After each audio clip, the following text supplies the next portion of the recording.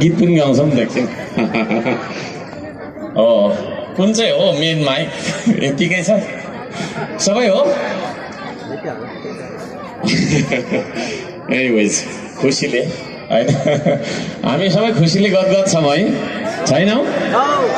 खुसीले गदगद छौँ खुसी हुनुपर्छ खुसी हुनु सक्नु नै होइन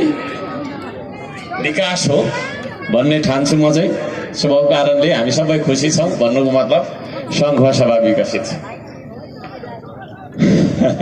हो छ छ छ छ भरे कुरा गरौँ यहाँहरू सबैजनालाई हार्दिक धन्यवाद दिन चाहन्छु आज हामी श्रम संस्कृति महाअभियानको जागरण सभा लिएर यहाँ सङ्घ सभामा आइपुगेका छौँ र यो कार्यक्रमलाई आयोजना गर्नुहुने सबैजनालाई म धन्यवाद दिन चाहन्छु हाम्रो उमा म्याम लगायत हाम्रो चाहिँ सञ्चालकज्यू लगायत सबैजनालाई धन्यवाद दिन चाहन्छु यो सभामा अध्यक्षता गरिरहनुहुने हाम्रा उमा म्याम साथै मैले मान्नुपर्ने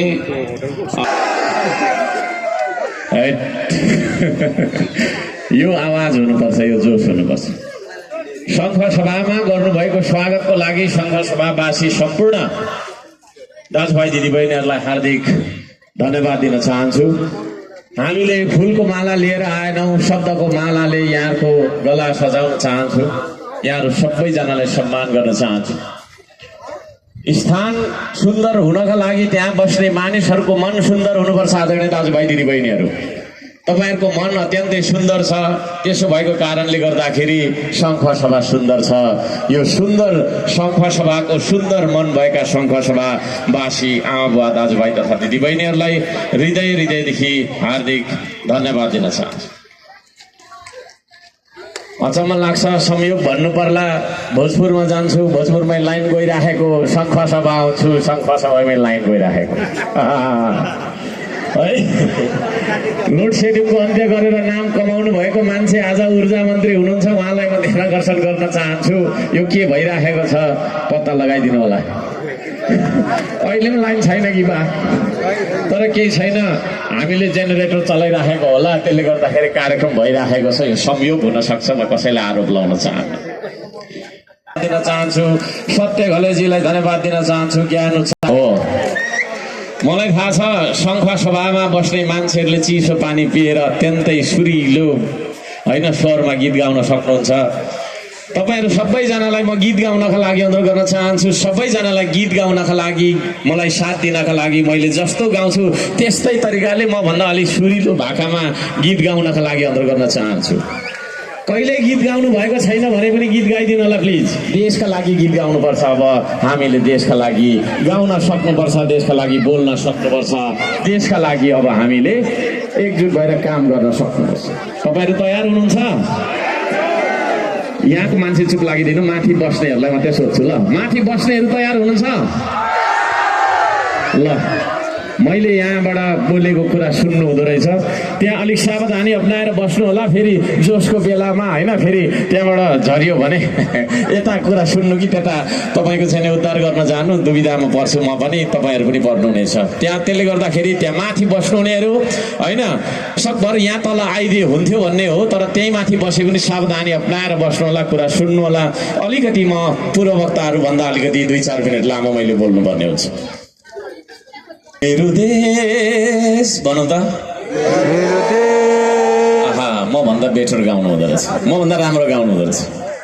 है म पनि गाएकै हो बजारमा चाहिँ नचलेको खोला खोल्सी र भिरपाखामा खुब चलेको गायक है फेसबुकमा पनि 1-2वटा मेरो गीतहरू हिट छ राम्रो राम्रो गीत चाहिँ सुन्दैन रहेछ गुइठे भनेको चाहिँ खुब सुन्नु हुँदो रहेछ है ल फेरि गाउँ है त मेरो देश सबैले यता पनि मेरो देश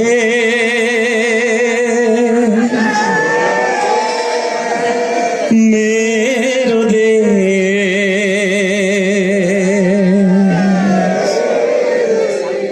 मेरो देश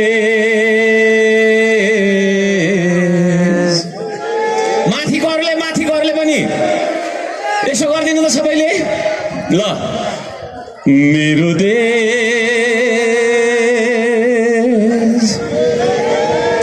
साह्रो गाउनु होला मेरो देश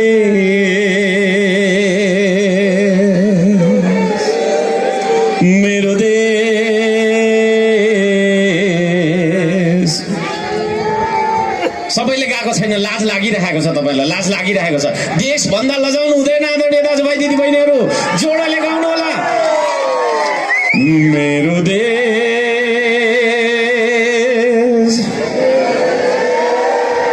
हो यसरी मेरो देश मेरो देश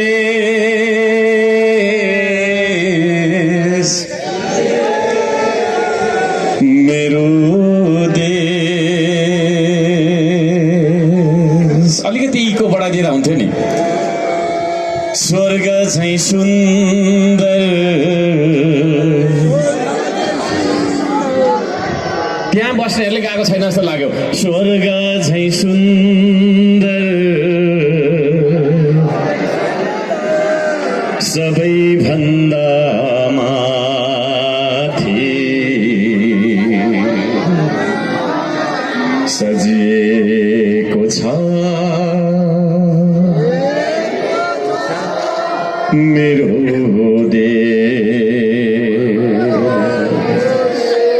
मेरो देश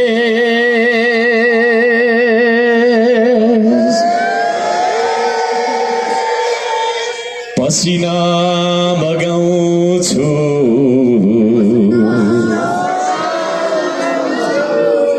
दस नङ राखिआउँछु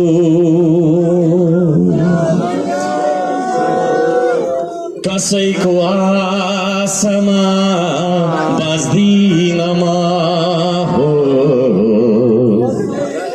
कसैको आशमा बाँच्दिन म स्वाभिमानीमा साह्रो गाउनु होला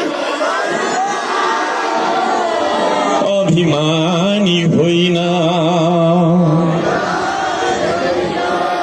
संकल्पमा हार होइन यही हो साह्रो गाउनु होला साह्रो गर्छ पहिले पौरखी यही हो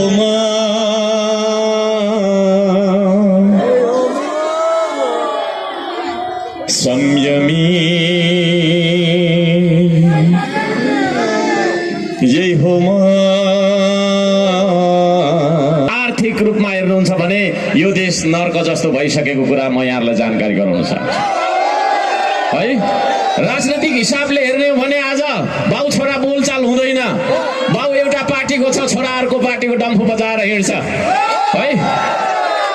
विभिन्न तपाईको बहानामा फुटेको छ समाज विकृत रूपमा एउटाले चाहिँ बिरुवा रोप्यो भने अर्को पार्टीकोले गएर उखेल्दिन्छ एउटा पार्टीकोले चाहिँ बनाएको घर अर्को पार्टीकोले गएर तपाईको चाहिँ तोडफोड गरिदिन्छ यस्तो तरिकाको समाज बनेको छ यस्तो तरिकाको राजनीतिक तपाईको कुसंस्कारले हामी चाहिँ पीडित भइरहेका छौं त्यो अर्थमा भन्ने हो भने आदरणीय दाजुभाइ दिदीबहिनीहरू त्यो अर्थमा भन्ने हो भने स्वर्ग चाहिँ यो देश भनेर हामीले प्राकृतिक रूपमा मात्र हेर्न सक्छौं मासतिर हेर्ने हो भने हिमालयको रेन्ज छ त्यहाँदेखि तलतिर पहाड त्यहाँदेखि तलतिर तराई सबै कुरा सम्पदाले भरिभराउ भएको देशमा आज राजनीतिक रूपमा हामी विकृत किन भयौं